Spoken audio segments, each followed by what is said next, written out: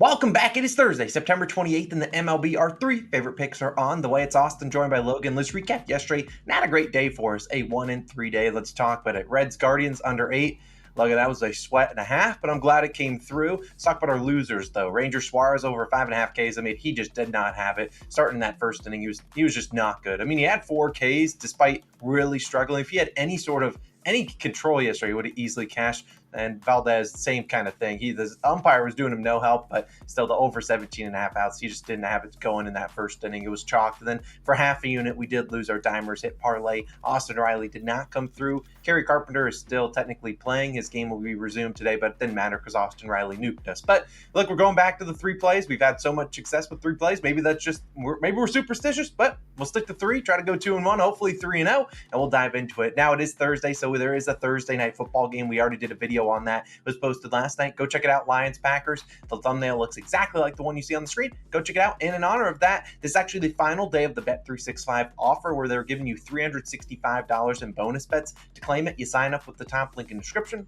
You deposit $10 and you make a $1 moneyline bet on, I would probably say just bet on the Lions and Packers game. You just bet $1 on who you think wins, and you'll get the bonus even if it loses. And it's available in New Jersey, Ohio, Virginia, Colorado, Iowa, and today, Kentucky. Congratulations, all the Kentucky people out there. You now have sports betting, or at least legal sports betting. So a lot of their sports books are launching. I'll put all details down below in the description. Last day to claim that $365 in bonus bets. But let's dive into our MLB picks. I'm going to start with the first one, and then Logan will go right after me. And I'm going to the Orioles. I'm wearing their jersey. I'm taking their team total over 3.5, currently plus 105 on PointsBet. The next best odds you're getting is about plus 100 on BetMGM and DraftKings. FanDuel doesn't have a line right now, but it will be 3.5. It's not going to be 4.5 based on the over-under for this game, which the over-under is a little bit weird, sitting at like 7, but I'm not going to let that factor in here. I think the Orioles can get us 4 runs. Let's talk about the Orioles, who, if they do win today, 2 things will happen. Number 1, they'll win the AL East, and number 2, they'll win their 100th game on the season. So they still have incentive to play, and I think they're going to try out their normal lineup out there against Chris Sale. And you look at Chris Sale, he starts for the Red Sox, 4.42 ERA and a 1.15 whip,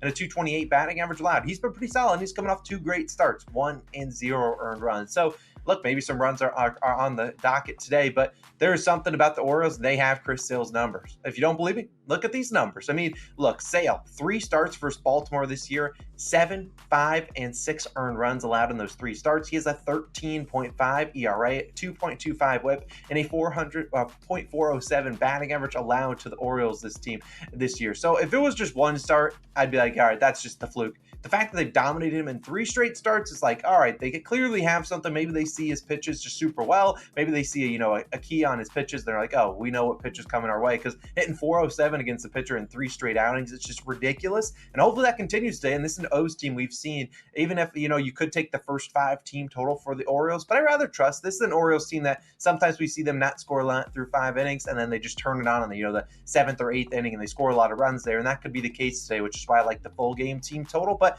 the last month, we've seen the Orioles 6th in batting average, 1st in walk percentage, 5th in WRC plus versus lefties. And when Sale comes out, the last 10 games, Red Sox a 4.70 bullpen ERA, 10th worst in baseball. This is a team that the bullpen is not great. Sale, even if he pitches well, the bullpen could come in here and just absolutely sell the game for him. And so I think Sale, while he could give up the over himself, like he has done the past couple starts versus the Orioles, we also could see maybe he gives up 2 earned runs, and we need 2 in the 5th or maybe the 6th, 7th, and 8th inning when he comes out. That could also happen too. Hopefully they continue to dominate Chris Sale. Hopefully they continue to have his number, and I really like the Orioles today, trying to go for win number 100 and clinch the AL East. I'll ride with them. Team total over 3.5. Don't hate the money line if you want to go for it, but I think they're going to score at least 4 runs today, so I'd rather go with that. But Logan, you got a pitcher prop for us? Hopefully it's a little bit better than the Suarez one yesterday. What you got?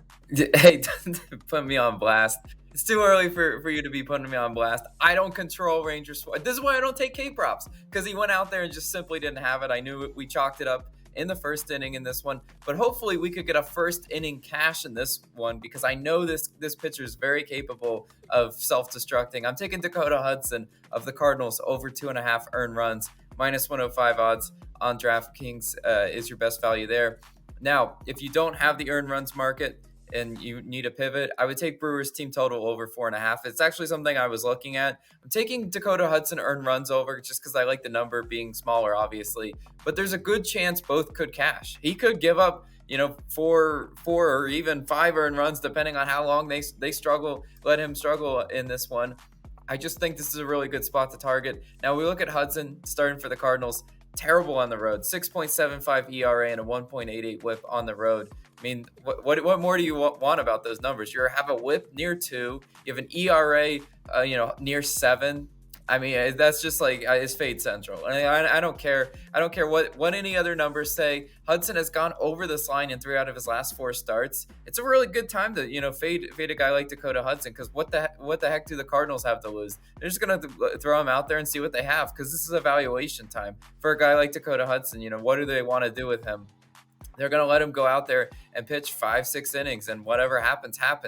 The last time he actually didn't go over this line was in his most recent start, when Austin tried to fade him against the Padres. Padres had a million base runners, just couldn't convert them into runs. Hudson hasn't faced the Brewers just this year, but in 59 plate appearances, this Brewers roster is hitting 280 with a 296 expected batting average. So near a 300 expected batting average. I'll take my chances that they get the hits to drop today. Hudson is about as statistically bad as a pitcher can get. Guys, I always fade Jose Urena, or most of the time try to fade him. Well, I put Dakota Hudson up there in that territory because I haven't seen it this many blue circles, and besides looking at Jose Urena, because look at these numbers: 3rd percentile in expected batting average, 4th percentile in expected ERA, 6th percentile in hard hit percentage, 1st percentile in walk percentage. I could go through every single stat if you wanted. He doesn't do anything well, and so if he does go out and pitch a good game, it's usually because the other team just did not hit him at all. They had the opportunities, but didn't convert. And in this series so far, that's kind of the Brewers' narrative. Combined 3 for 19 with runners in scoring position in the first 2 games of this series. So they've already had the games where they've been stranding base runners. Will they do it a 3rd straight game against Dakota Hudson? Yeah, I find that hard to believe. We know baseball's a law of averages game, and yesterday they were 2 for 13 with runners in scoring position. It's really hard to get worse than that. I mean, I'll knock on wood, but in baseball, normally you have those bad games where you just cannot get those runs across the plate. And then over time, the next game, you finally do convert those chances. And the way I look at it, they're sitting on runs. And then sort of in baseball, you have to be a game ahead. And I think if we look at the results so far in the series, they're definitely sitting on some run opportunities. Milwaukee hitting 200 in their last 3 games against righties, which is actually a huge dip from their September production. In September, they're hitting 260 against righties. Eventually, the positive regression will kick in, and they will regress more towards what they've been doing the whole month long.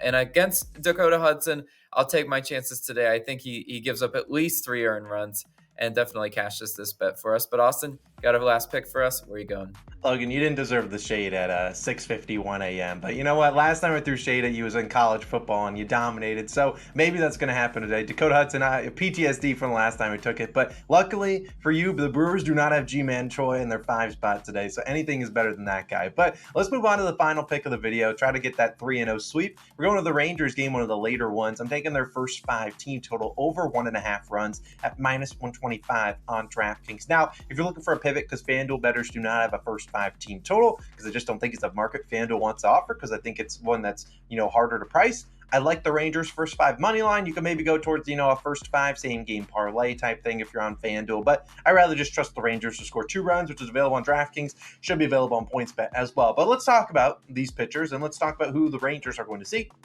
It's going to be Logan Gilbert. Now, if you look at the starting pitchers, you got Logan Gilbert versus Jordan Montgomery. The last time these 2 pitchers were out there was against each other again, and they went out there a 2-0 final score. Technically, this bet still hit. The Rangers scored 2 through 5, but I expect this game to be a little bit higher scoring. I think people will look at that game and say, oh, this one's going to go under. These pitchers just did well against them, but we know when you see a pitcher 2 times in a row, normally good things happen that second time if they didn't do well the first time. But you look at Logan Gilbert this year. He's had a 4.18 ERA and a 1.0 1.05 whip at home. His ERA is higher at home this season. It's because he's struggling to keep the ball in the ballpark. 16 home runs allowed in 84 innings pitched. If there's something about Gilbert, it's that when he gets hit pretty hard. And last time versus the Rangers, only had 2 Ks. And while I don't necessarily love taking the under in case that he could get some more swing and a miss today, I do think that this is a guy that struggles when he gets hit. It's normally hit hard, and we see those extra base hits, potentially home runs, which has been happening with him when he's in Seattle. And you look at this Rangers team, they just saw him, and they had 2 home runs or 2 earned runs in that game. I think they got 5 hits, 4 walks, so they were seeing his pitches pretty well. Only 2 Ks, like I said, but we've seen in his last 2 home starts, he gave up 3 earned runs,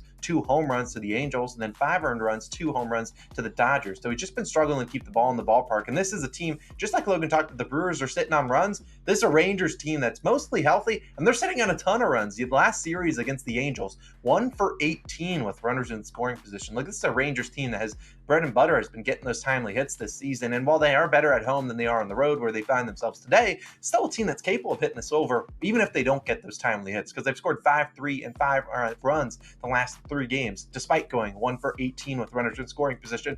We know how much firepower they have from 1 through 9 in this lineup. You can't take any at-bats off because these guys at the bottom of the lineup can make you pay and get guys on base when Semien, Seager, the Garcias, the Lowe's of the world come up. But the Rangers have seen Gilbert a ton. 153 plate appearances versus him, a 20.9 K percentage, and a 250 batting average, about a 250 expected batting average as well. And players versus Gilbert, look at the splits. Lowe, 375. Heim, 333. Seager, 385. Garver, 333. Dolis, Garcia, 208. So those guys have all seen him pretty well. Dolis is in the best average, but the guys that we need some production from are the Semiens, the Youngs, the Tavareses of the world. If they can hit him, I think this is going to be a no sweat bet because those other guys have hit him well. The 3 guys I just listed haven't hit him too well. So I think the second time seeing him back-to-back starts, I think they'll be able to see him a little bit better this time. And look, when I look at the other props to this game and I look at the fact that the Mariners are favored, this feels like a Rangers lead through 5, maybe a bullpen collapse by the Rangers, maybe the Mariners take it over at the end. At the end of the day, we look at the props. The Mariners, despite being favored in this game, about -120 compared to about -102, you're looking at Logan Gilbert's out or to record a win prop plus 235. His outs prop is 16.5, and his earned runs prop is 2.5, but juiced on the over -135. So they don't really think he goes farther than 6 innings, and even if he does get it 6 innings, they think he gives up 3 runs. I'm just hoping that the 2 runs are at least in the first 5 innings, which I certainly think is capable. We know this Rangers team, one swing of the bat can do it for us if they get someone on base. I just think this team is too talented to not get us 2 runs through the first 5 innings. I personally think the line should be 2.5, which I wouldn't have taken, but I do really like their chances against Logan Gilbert. They already did it once last week. Hopefully they can do it again this week. So those are our favorite picks of the day. Rangers team total over 1.5 runs. I don't think that line is where it should be, but 3 favorite picks. Let's get it. Let's get that 3-0 sweep. Let's get back to those three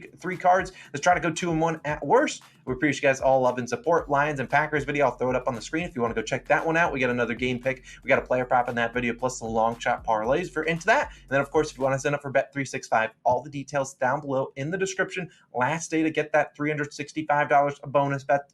How to claim it, all the details down below. Welcome to Sports Betting Kentucky as well. Let's have a great day. We'll see you guys back again tomorrow with the brooms out. We'll see you then. Peace.